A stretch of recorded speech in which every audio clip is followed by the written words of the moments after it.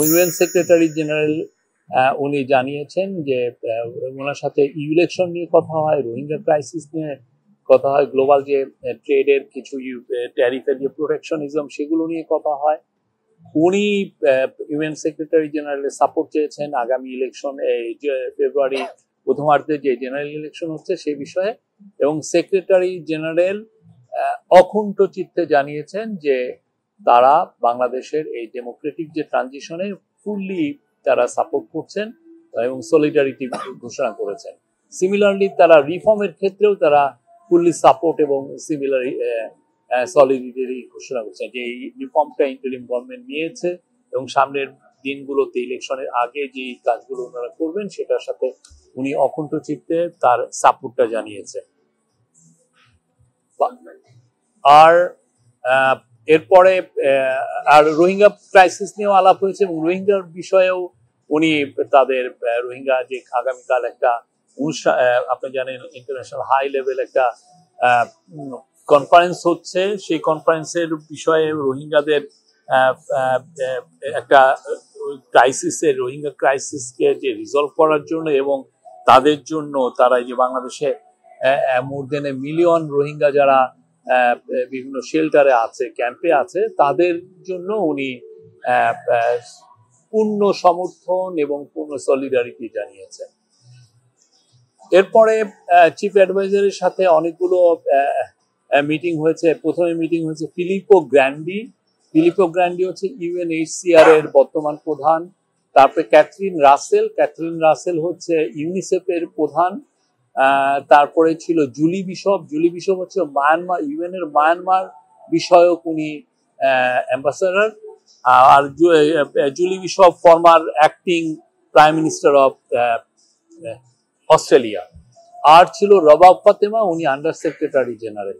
তো আমি রবাব ফাতেমার বিষয় বলতো ক্যাথরিন রাসেল, ফিলিপো গ্র্যান্ডি এবং জুলি বিশপের সাথে টক্সের মূল ফোকাসটা ছিল রোহিঙ্গা ক্রাইসিস এবং আগামীকাল যে রোহিঙ্গাদের বিষয়ে যে হাই লেভেল কনফারেন্সটা হচ্ছে সেই বিষয়ে মিটিং এ পুরো 3টে মিটিং এ আলাপ আলোচনা হয় কিভাবে রোহিঙ্গাদের এখন কি অবস্থা, রাখাইনে তাদের কি সমস্যা তারা ফেস করছে, এই যে গত 1.5 বছরে যে 1.5 লাখ রোহিঙ্গা বাংলাদেশে ভায়োলেন্স থেকে পালিয়ে এসছে সেটা নিয়ে আলাপ হয়েছে। রাখাইনের সামগ্রিক পরিস্থিতি, স্পেশালি যে সিভিল ওয়ার চলছে সেগুলো আলাপ হয়েছে এবং রোহিঙ্গাদের একটা কিভাবে একটা পাথওয়ে পাওয়া যায় ওই ক্রাইসিসটাকে রেজলিউশন করার জন্য, এবং এট দ্য সেম টাইম রোহিঙ্গারা যে যারা বাংলাদেশে আছে তাদের যে ফান্ডিং এর ইদানিং একটা সংকোচন আমরা দেখতে পাচ্ছি, সেই ফান্ডিংটা কিভাবে বাড়ানো যায় যাতে রোহিঙ্গা যারা শিশু যারা ক্যাম্পে বড় হচ্ছে তারা যাতে আশা নিয়ে বড় হতে পারে, তারা যেন স্কুলে যেতে পারে, তাদের জন্য তারা যেন যে স্কিল ডেভেলপমেন্টের স্কিল এর উপরে যাতে ট্রেন হতে পারে, যাতে একদিন যখন তারা তাদের দেশে ফিরে যাবে সেই স্কিলটা ওইখানে যে ট্রান্সফার করতে পারে সেটা নিয়ে কাজ করতে পারে। আর রবাব ফাতেমার সাথে ইম্পর্টেন্ট একটা মিটিং, রবাব ফাতেমা মিটিং এ জানিয়েছেন যে তারা বাংলাদেশ থেকে একটা রিকোয়েস্ট পেয়েছেন যে এলডিসি গ্রাজুয়েশন নিয়ে বাংলাদেশ তাদেরকে রিকোয়েস্ট করেছে, ইন্টারিম গভর্নমেন্ট রিকোয়েস্ট করেছে যে একটি রেডিনেস অ্যাসেসমেন্ট করার জন্য, আমরা এলডিসি গ্রাজুয়েশনের জন্য কতটুকু রেডি সেটার একটা অ্যাসেসমেন্ট করার জন্য উনি বলেছেন যে ইউএন এখানে সাপোর্ট দিবে। এটা একটা ইন্ডিপেন্ডেন্ট অ্যাসেসমেন্ট, রেডিনেস অ্যাসেসমেন্ট হবে। এই ইন্ডিপেন্ডেন্ট এই সার্ভে এই অ্যাসেসমেন্টটা কন্ডাক্ট করবেন একটা ইন্টারন্যাশনাল এক্সপার্ট এবং একটা লোকাল কনসালটেন্ট, লোকাল এক্সপার্ট, দুইজনে মিলে কথা বলবেন। বাংলাদেশের যারা স্টেক হোল্ডার আছে ইনক্লুডিং ধরেন ডোনার আছে, বাংলাদেশ গভর্নমেন্ট আছে, সিভিল সোসাইটি লিডার আছে, বিজনেসম্যান আছে, ফিনান্সিয়াল ইনস্টিটিউশনস গুলো আছে, এদের সবার সাথে তারা কথা বলবেন, কথা বলে তারপরে বিজনেস চেম্বার গুলোর সাথে কথা বলবেন এবং বাংলাদেশের সামগ্রিক অবস্থাটা অ্যাসেসমেন্টটা তারা করবেন।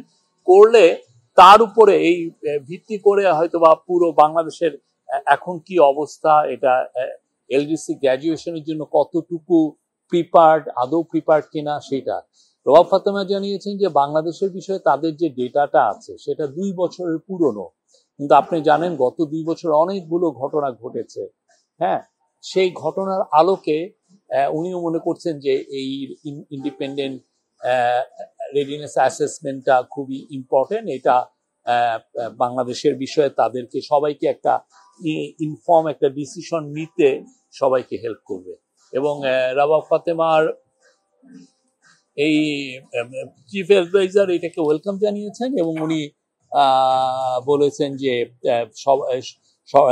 এই অ্যাসেসমেন্টের রেজাল্টটা সবাইকেই ইনফর্ম ডিসিশন নিতে হেল্প করবে। প্রথম যে মিটিংটা হয়েছে রবার্ট এফ কেনেডি আর অ্যাসেসমেন্টটা শুরু হবে 1 মাসের মধ্যে হওয়ার আশা করা হচ্ছে, যে 1 মাসের মধ্যে এটা শুরু হবে এবং এটা কনক্লুড হবে মিড জানুয়ারিতে। ধন্যবাদ। না, আমরা একটা দেখছি যে যারা এই যে বাংলাদেশের থেকে বিলিয়ন ডলার যারা চুরি করে নিয়ে গেছে তারা বিদেশে তো পালিয়ে গেছে, এবং তারা দেখা যাচ্ছে যে বিদেশ থেকে এক ধরনের অর্কেস্ট্রেটেড মুভ নিচ্ছে যে বাংলাদেশের ইলেকশনকে বাংলাদেশে কিভাবে ডিস্টেবিলাইজ করা যায়। বাংলাদেশ নিয়ে তারা হাজার হাজার ডিসইনফরমেশন ফেক নিউজের ক্যাম্পেইন করছে।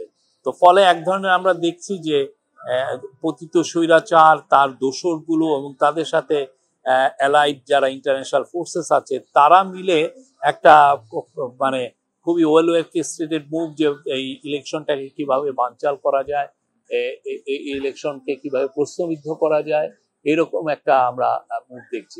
সেই বিষয়ে আমরা সতর্ক আছি, আমরা কাজ করছি এবং এই বিষয়ে চিফ অ্যাডভাইজার সমস্ত ইন্টারন্যাশনাল যাদের সাথে বসছেন তাদেরকেও এটা জানাচ্ছেন। কেননা আমাদের জন্য সবচেয়ে ইম্পর্টেন্ট সামনে হচ্ছে ডেমোক্রেটিক ট্রানজিশন এবং খুব ভালোভাবে খুব উৎসবমুখর পরিবেশে ফ্রি ফেয়ার ইলেকশনটা কন্ডাক্ট করা এই ফেব্রুয়ারি মাসে। এটার বিষয়ে ইন্টারিম গভর্নমেন্ট প্রতিজ্ঞাবদ্ধ।